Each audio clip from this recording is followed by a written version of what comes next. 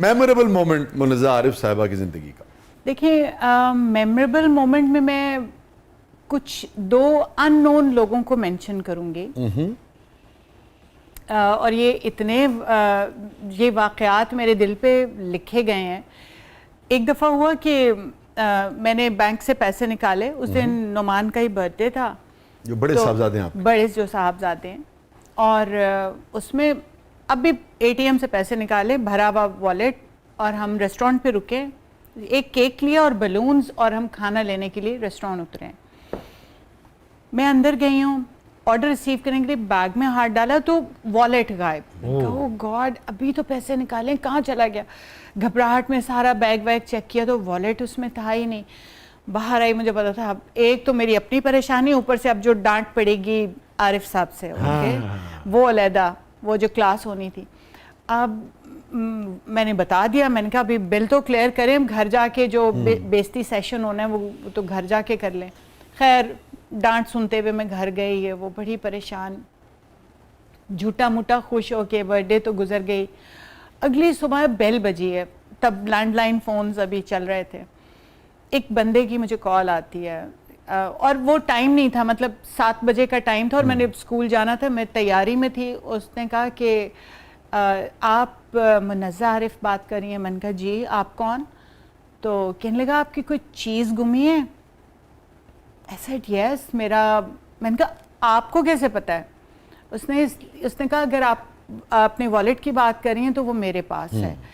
तो मैंने कहा आपको कैसे मिला? और क्या कहता है, वो फलां स्पॉट पे गिरा हुआ था। मैंने कहा जी बिल्कुल। उसने कहा सड़क से उठाया मैंने, इसके अंदर कोई लॉन्ड्री शॉप का कार्ड था, उस पर आपका फ़ोन नंबर था, तो मैंने वहाँ से आपको कॉल किया है। मैंने कहा थैंक यू सो मच, आप प्लीज़ मुझे उसके अंदर मेरा शनाख्ती कार्ड, ये वो, मुझे तो उनकी थी। मैंने कहा पैसे तो खैर क्या ही होंगे। मैं यकीन नहीं कर सकी कि वो एज इट इज़ वॉलेट, जो 10 और 20 रुपए और 50 वाले भी थे ना, वो भी इंटैक्ट थे, बड़े नोटों के अलावा। मतलब उस बंदे ने हाथ नहीं लगाया था। और मैंने ड्राइवर को कहा, मैंने कहा इसके पीछे जाओ, उसे बोलो मैं उसको कोई गिफ्ट देना। तो उस बंदे ने ड्राइवर को कहा कि मैंने गिफ्ट लेने के लिए नहीं किया, ये तो मैंने करना था, मेरा फ़र्ज़ था।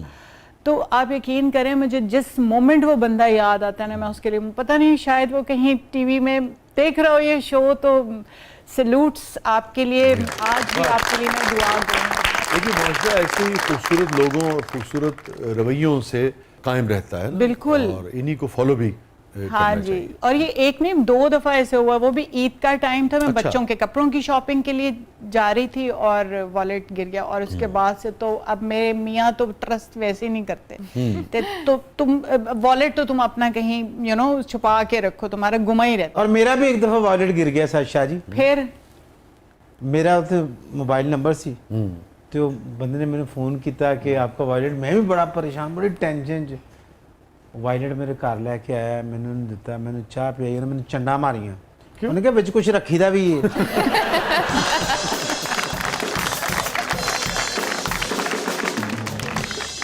ये फरमाइए कि ये करियर में, प्रोफेशन में जब आदमी नया नया आता है ना, तो बड़ी बड़ी बातें सुनने को मिलती हैं बाज़ औक़ात। मुझे तब भी नहीं, अभी तक कभी कभी फेस करनी पड़ती है। मुझे मेरे पिछले प्रोफेशन के बड़े ताने मिलते हैं। हाँ। कई दफ़ा कोई डायरेक्टर कहते हैं हाँ अब ये प्रिंसिपल वैली मोड से बाहर निकल आए ना, या अगर मैं कहीं कोई आदत है, अब कोई स्पेलिंग गलत हो, प्रोनाउंसिएशन किसी को तलफ़्फ़ुज़ की गलती हो, तो मैं बोल देती हूँ कि वक़्त नहीं वक्त है, या गलत नहीं गलत है, तो अच्छी बात कह दूँ। हर कोई ऐसे लेता नहीं है ना, तो फिर वो कहते हैं हाँ इसकी उस्तानी जाग गई अंदर से, और यूं, तो वो मुझे हिट करता, थोड़ा तकलीफ देता है, अनप्लेजेंट है। या वो तंज में जब बात की जाए ना कोई भी चीज़, तो वो इंसान को तकलीफ देती है। हाँ जी। और दूसरी एक और चीज़ है जो मुझे बहुत अनॉय करती है। जब एक एक्टर काम कर रहा होता है ना, तो उसको ट्रस्ट आप कर रहे होते हैं कि हाँ वो अपने कैरेक्टर को समझ के आ रहा है, तभी आपने उसे कास्ट किया होता है। हाँ तभी आपने कास्ट किया है, या उसकी ऑनेस्टी आप देख लें कि वो कर रहा है कि नहीं।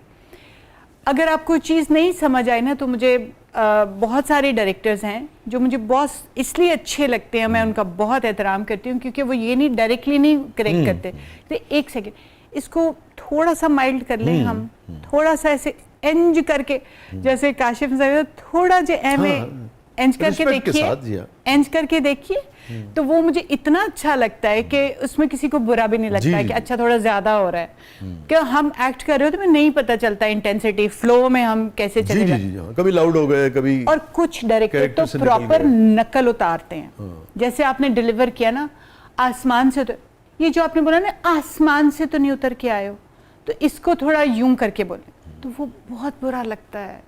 तो आप ऐसे कह देंगे इसको हम थोड़ा सा न्यूट्रल टोन में थोड़ा फ्लैट करके बोल देंगे, कुछ ऐसे नकल तो नहीं उतारे यार, वो बड़ा गंदा तमस्खर लगता तो है। नहीं उड़ा है ना। तो हाँ, मतलब आप जब किसी को कॉपी करके मिमिक कर रहे होते हैं। ये फरमाइए, सबसे गमगीन लम्हा मुनज़्ज़ा आरिफ साहिबा की ज़िंदगी का?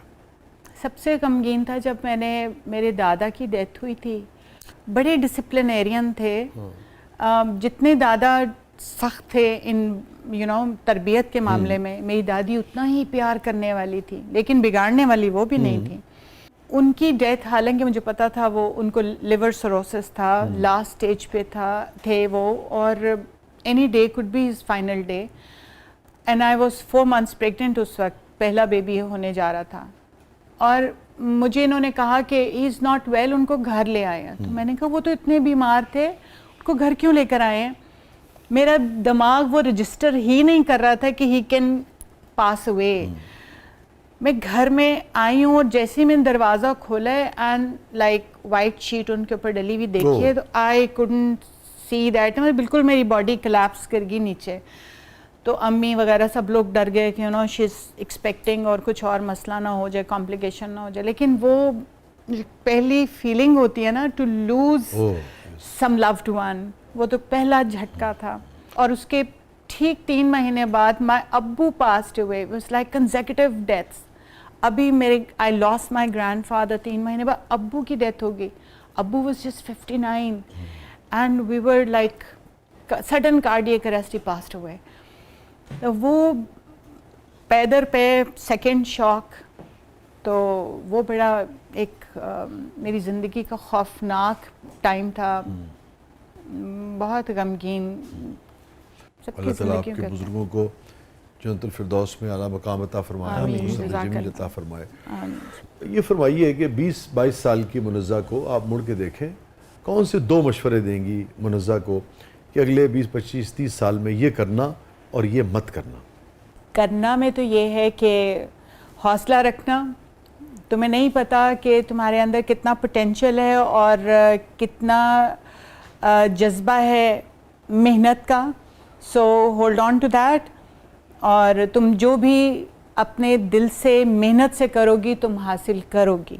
ये डूज में आ गया। अच्छा ठीक है। डोंट्स में मैं कहूँगी कि किसी को भी इजीली ट्रस्ट नहीं कर लो। एक शक का खाना खुला रखो किसी के लिए भी। ये अंधा एतमाद जो है ना, किसी पे भी नहीं कर लेना। मैं बहुत इजीली लोगों को ट्रस्ट कर लेती हूँ।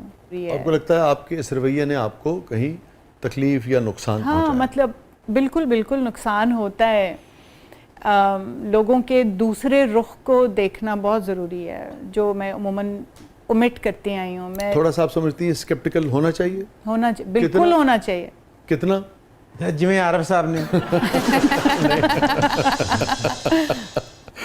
30% आपको शक्की होना चाहिए। हाँ, क्योंकि इससे ज़्यादा आप होंगे ना तो हर रिश्ता ख़राब हो जाएगा। हाँ, मुश्किल हो जाएगा। 30% टू बी इससे ऑन द ज़्यादा। सेफ साइड, इतना ज़रूर रखें।